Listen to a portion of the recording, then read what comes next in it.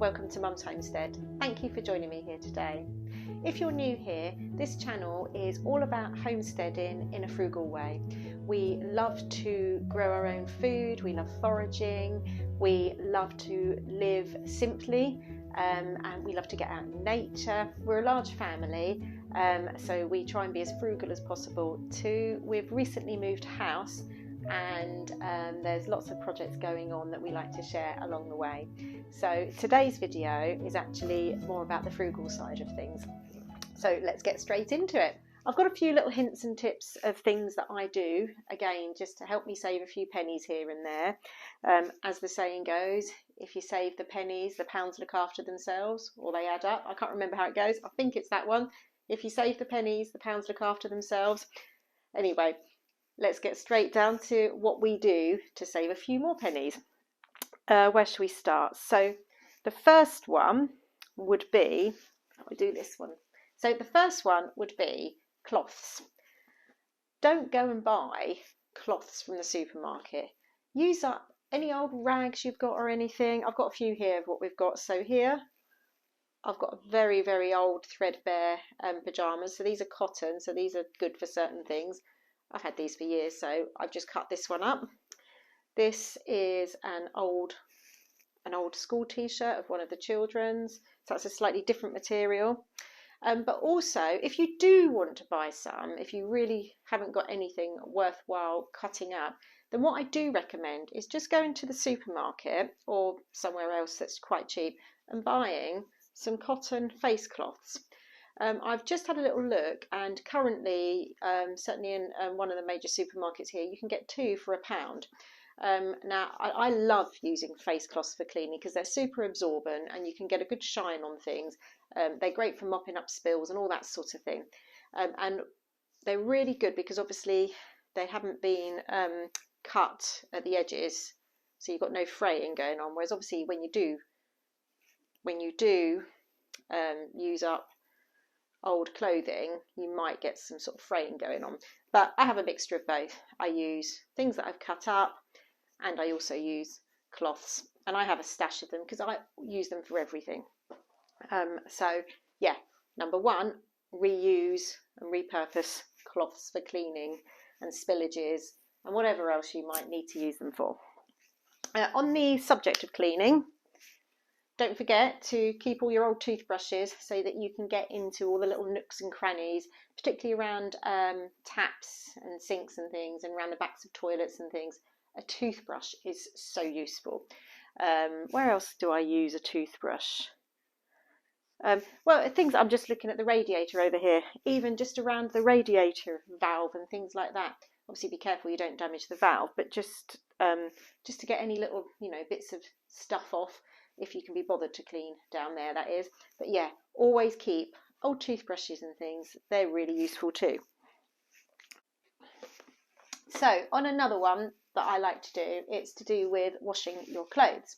Now, we use liquid. I've got some here, liquid or powder. I usually use powder. I prefer powder, but I just so happen to have this at the moment. And the beauty of using liquid or powder is that you can reduce how much you use.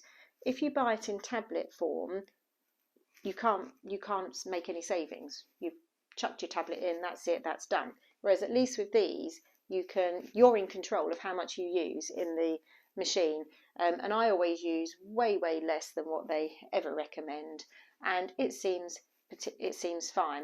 What I also do is, if I've got particularly dirty things, then I will use a bit more, but I'll keep all the dirty things to go in together, and then the cleaner things, we can use this. So yeah, try and use liquid or powder so that you can reduce how much you use. And on that note, I don't usually use fabric softener. I happen to have some at the moment. I haven't used any for about 15 years, and I just decided to try it recently just to see if it made any difference. Minimal difference, I would say, but I'm not going to use it again. I think because I don't use fabric softener as well, I think it's helped prolong the life of my washing machine. I may be wrong, but I've had my washing machine now for 15, 16 years, and it still works absolutely fine. And we use it probably at least once a day. And I've used it in the past, I've used it 2 or 3 times a day. And when I've been washing, I used to use cloth nappies for the children, so I would wash the nappies and things in there absolutely fine. So I don't know whether it is just less sort of gunky stuff going through the machine that helps prolong it, I don't know, or whether it's just my machine, I don't know. Maybe some of you guys might have an idea, but maybe also it is because I use less powder. So even though I'm doing more washes, again, I've got less detergents going through the machine. So whether that is something that helps it save money, I don't know. But certainly in my experience, my machine has lasted a long time. Whether it is down to less detergent and less softener, I don't know. Anyway, certainly I don't think you need to use fabric softener. Personal choice, of, as I say. But you can save a few pennies by not using it. Okay, next is make use of your local library and your charity shops, your thrift shops for, well, I'm talking about books at the moment, so but use your library, just use it for your books. If there's a book that's come out that you really want to read, or and you don't want to spend on it, you don't want to buy it, or you want to have a look at it before you buy, go to the library, get it from there, see if you really want to buy it, or just keep borrowing it from the library until you get so fed up of it that actually you don't need to buy it anymore. But also from the charity shops, the children love, and me actually, we love going to a charity shop and finding a book, and there's a couple here that the children have picked up from charity shops.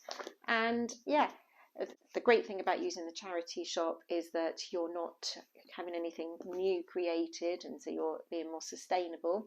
You're giving to charity, and it's cheaper than buying it new. And obviously, if you go to the library, then you're not having to buy it. You get it, you can borrow it for free. So, but yeah, definitely use your library. Actually, on that as well, and this is something I do from time to time, is share books, swap books with friends. Ask friends if they've got a certain book that you want to read. There's so many different ways of being able to read that book. Obviously, there's lots of social media. You could put a request out on social media if there's a particular book you're interested in, and just say, oh, has anybody got such and such? And then you can borrow it to read it. But I think, yeah, definitely use all the different resources out there to help you to save a few pennies. So, yeah. Next one is, this is something we always do. Now, we recycle our paper. What we do is use one of these, I think they're called bulldog clips, and we put all our scrap bits of paper on here. So then obviously we've got them to use, and in particular the children. So when we're doing lots of printouts and things for, like, on the computer for work and things like that, a lot of the time you end up with wastage and things, so it's really good to do that.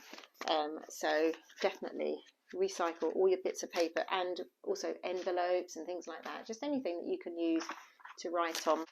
It's always really handy to have this. And the final one, scissors. Let me get some scissors. Okay, got my scissors. Right, so the final one is, whenever you get to the bottom of a tube of something, I'm sure most of you know this, but a lot of you probably don't do it. I know my husband doesn't like it, so he won't do it, but I always do. Now, cut it in half, and then you have still got some in the bottom. This one, this is some hair stuff that I don't use anymore anyway, so but I've still got a couple of days worth in there, so I'll get some out. You see, I then pop it in like that, so it keeps it fresh for a bit longer. I don't actually want to use any right now, so stick it back in. So cut open your tubes. So this is some, like I say, some old hair cream. Also with toothpaste, definitely with toothpaste. I can get at least another 3 days worth of toothpaste out. Like I said, my husband hates it, so he won't do it. So I just do that. But that's fine. It still works. It still means we're using it up. So what other things do I cut the? I'm trying to think.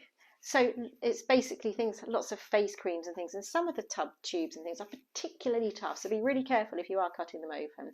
But sometimes, especially with the pump ones, there can be so much cream or liquid or whatever it is in the bottom that you can't quite get out.